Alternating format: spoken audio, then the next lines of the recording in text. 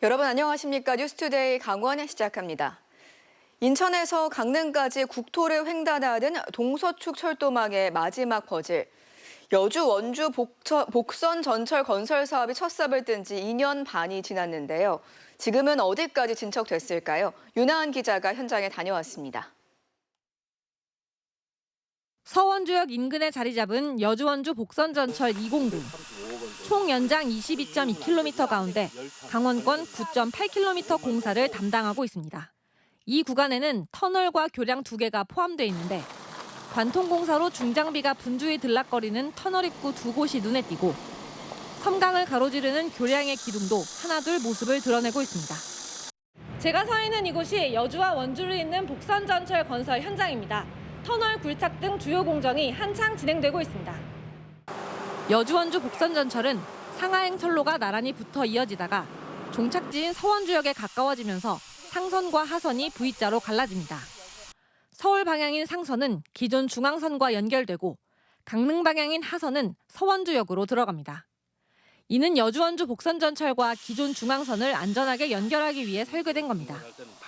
공사 중인 터널 아래 다른 철도가 지나는 구간이 있어 집안 영향을 최소화하기 위한 정밀 시공도 이루어지고 있습니다. 판교부터 시작을 해서 강릉까지 단절되어 있는 구간입니다. 그래서 연결시키는 키블로 공사이고 수도권과 강원권의 경제 거점을 연계시키는 의미가 큽니다. 철도 교통 편의를 제공을 하고 강원권의 지역 균형 발전에 이바지하는 그런 의미도 있습니다. 현재 계획상 공사가 완료되면 KTX 이음과 전동차 EMU 150이 운행할 예정입니다. 판교에서 여주까지는 수도권 전철을 타고 여주역에서 열차를 갈아타야 합니다. 1조 935억 원이 투입되며 2028년 개통이 목표입니다. 현재 공정률은 33.3%. 산을 관통하는 터널과 교량 공사가 진행되면서 수도권과 강원을 잇는 새로운 철도망이 윤곽을 드러내고 있습니다. MBC 뉴스 윤하은입니다. 강릉시 의회가 민생안정지원금 지급 조례안을 논의하며 상임위에서 정회한 뒤 어떠한 기록도 남기지 않고 비밀리에 결정했다는 보도 전해드렸습니다. 이후 의회 비밀주의에 대한 비판 여론이 거세지고 있는 상황인데요. 보도 이후 강릉시 의회가 일단 정회 기간에도 기록을 남기는 방안에 대해 논의하겠다고 밝혔습니다. 김인성 기자의 보도입니다. 강릉시의 민생안정지원금 지급 조례안은 산업위원회에서 논의되는 과정에서 양당 의원들의 찬반 갈등이 벌어졌습니다. 47분간 정회됐다 속개된 뒤 갑자기 상임위를 통과합니다. 치열하게 토론을 했고 일단 과반 이상이 되어서 가결되었음을 선포합니다. 하지만 정회 동안 어느 의원이 어떤 의견을 말했는지 아무런 기록도 남지 않았습니다. 이후 안건은 본회의로 넘어갔고 상임위와는 달리 부결됐습니다. 이렇게 민감한 주제를 논의하다 정회를 선포한 뒤 비밀리에 결정하는 의회의 관행은 국민의 알 권리와 정면으로 배치될 뿐만 아니라 훗날 어떤 검증도 불가능하게 만듭니다. 해당 논의가 어떠한 형태로도 기록되지 않았다면 이는 단순한 절차상의 문제가 아닙니다. 의사결정의 과정과 책임 소재를 확인할 수 없게 하고 향후 행정적, 법적, 그리고 역사적 검증 가능성까지 차단할 수 있기 때문입니다. 강릉시 의회는 일단 정회 기간 동안에도 기록을 남기는 것을 검토하겠다고 밝혔습니다. 시민들의 알 권리 충족과 의회의 투명한 공개 그런 부분에 있어서 지금 양 상임위원장님들과 또 의원님들과 협의하에 의원들도 취지에 공감한다며 논의해 보겠다는 입장입니다. 기록 자체를 하지 않는 것 그게 문제예요. 기록을 하지 않으니까 공개할 게 없어지고. 저도 지금 이제 충분히 공감하는 부분이고 이제 바로 제가 12대 때 그 부분에 대해서 이제 문제 의식을 가졌었던 부분이고 충분히 그 취지에 공감한다라고 말씀을 드렸고 이제 의원님들 간의 요 방향성에 대해서 어떤 식으로 기록하고 또 공개 여부, 기록 여부 이런 것들의 방향을 좀 의원님들과 충분히 논의를 해볼 필요가 있지 않나라는 생각. 정회는 하나의 안건이 처리된 뒤 자리 정돈과 잠깐의 휴식을 위해 필요하기도 하지만 민감한 안건을 기록 없이 슬쩍 처리할 수 있어 남용될 우려도 있습니다. 강릉시 의회의 앞으로의 행보에 시민들의 이목이 집중되고 있습니다. MBC 뉴스 김인성입니다. 장애아가 있는 가정은 어린이집과 재활치료실을 수시로 오가며 고단한 하루를 보내는 경우가 많습니다. 이런 짐을 덜어줄 춘천시의 첫 장애 전담 어린이집이 문을 열었습니다. 유아기부터 취학기까지 공백 없는 돌봄과 치료가 기대되고 있습니다. 보도에 이송미 기자입니다.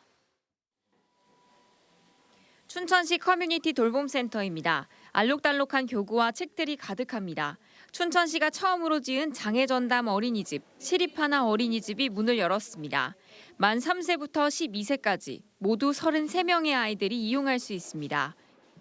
출입구 옆에는 이렇게 경사로가 조성되어 있는데요. 단차를 모두 없애서 누구나 편하게 이용할 수 있습니다.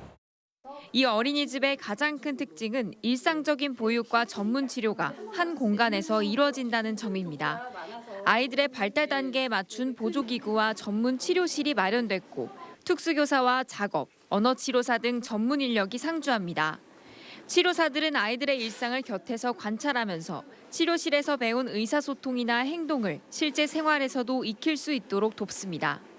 제가 직접적으로 보기도 하고 자연스럽게 관찰이 같이 수반되니까 조금 더 실질적인 목표를 잡거나 또 중재하는 방향에 대해서 많이 도움을 받고 있어요.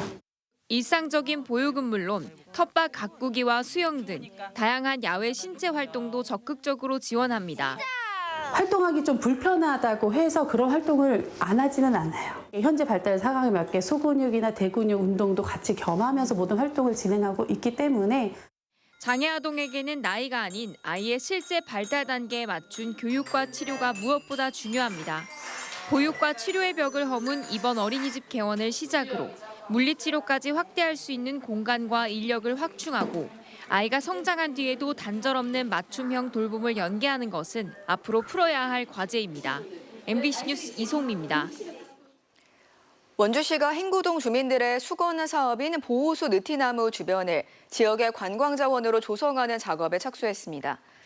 원주시는 26억 원을 들여 행구동 777번지 1원에 3천여 제곱미터 규모의 광장과 폭 8m, 길이 67m의 진입도로를 조성하며 이를 위해 도시관리계획 변경안을 마련해서 오는 24일까지 주민 의견을 받습니다.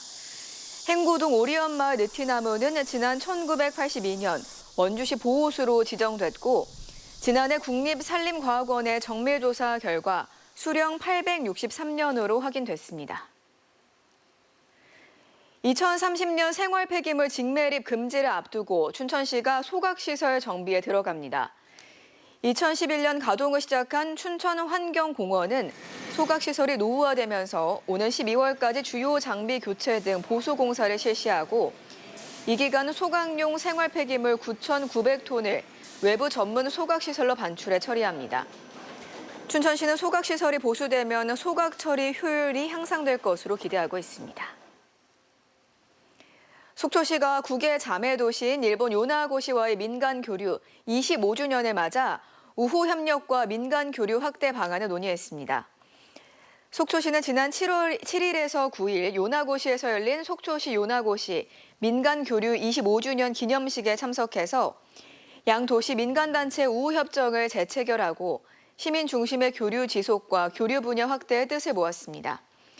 양 도시는 2000년부터 민간 교류를 이어오며 학생 교류와 문화예술, 체육 등 다양한 분야에서 교류 활동을 펼쳐왔습니다.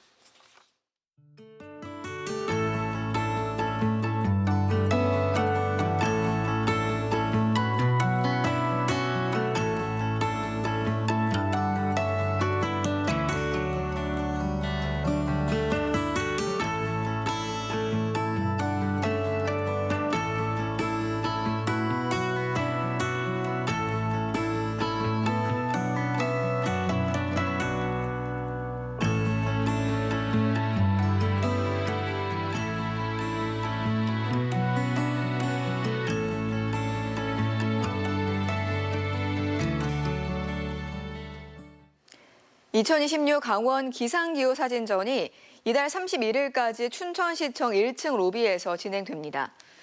이번 사진전은 올해 극한 폭염과 같은 기후변화에 대한 관심을 높이고 기후위기에 대한 공감대를 확산하기 위해 마련됐습니다. 기상기후 사진 콘텐츠 공모전 입상작 37점과 도내 초중학생이 참여한 지구사랑 실천 6행시 입상작 12편을 선보입니다. 이와 함께 시공간 제약 없이 관람할 수 있는 온라인 갤러리도 함께 운영됩니다. 동해시가 시민들의 생활 만족도와 정책 수요를 파악하기 위해 관내 1000가구를 대상으로 올해 사회조사를 실시합니다. 이번 조사는 조사원 직접 방문, 인터넷 자기 기입식 조사가 병행됩니다. 지난해 조사에서 동해 시민들은 인구 유입을 위한 최우선 과제로 기업 유치와 일자리 지원을 꼽았습니다. 또 동해페이 이용 경험자 가운데 90%가량이 지역경제 활성화에 도움이 된다고 응답했습니다. 강원에서 전해드렸습니다. 시청해주신 여러분 고맙습니다.